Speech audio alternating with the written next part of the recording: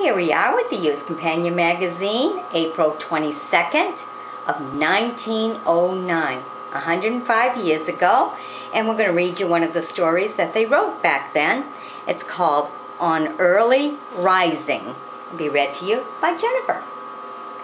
An interesting illustration of the habit of mind which believes that legislation will cure anything and of the confusion of mind which frequently goes with it is affordable by the Summer Season Time Bill, more commonly known as the Daylight Savings Bill, now once more before the British Parliament. The origin and history of the bill are curious. English people, especially those who dwell in cities, begin their day's work at a later hour than is customary on the continent of Europe or in America.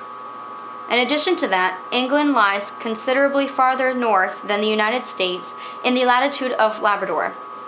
The days, therefore, are longer in summer and shorter in winter than is in this country. The two facts entail a waste of daylight, which many Englishmen believe to be an industrial handicap. Instead, however, of attempting to remedy the conditions by the simple and natural plan of getting up earlier in the morning, members of Parliament are trying to do it by changing the time of day.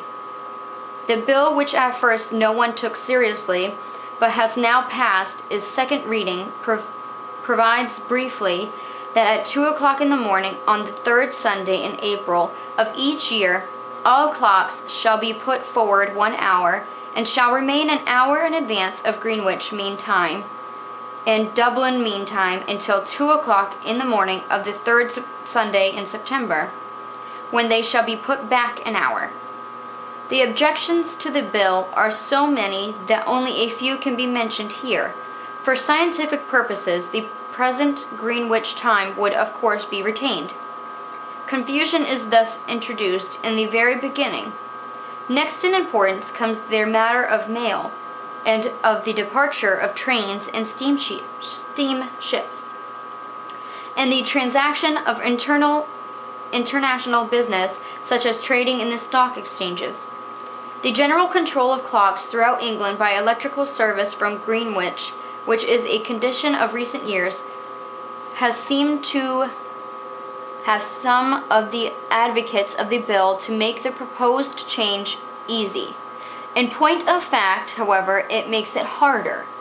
The suggested change has been compared to the device of cooling the bulb of the thermometer in order to lower the temperature when the day is oppressively warm. It might also be likened to call 8 eggs a dozen when, as Easter and Thanksgiving, the price is high. Well, that's different. Never looked at it that way, but you know, this is the beginning of time when they started with daylight saving time, you know. Apparently they thought it was stupid. Yeah, some did think it was stupid, but you know, it's spring forward and fall back. That's what we got now, and this is the beginning of it. Very interesting, and the kids can use this in history class. All right, bye-bye now.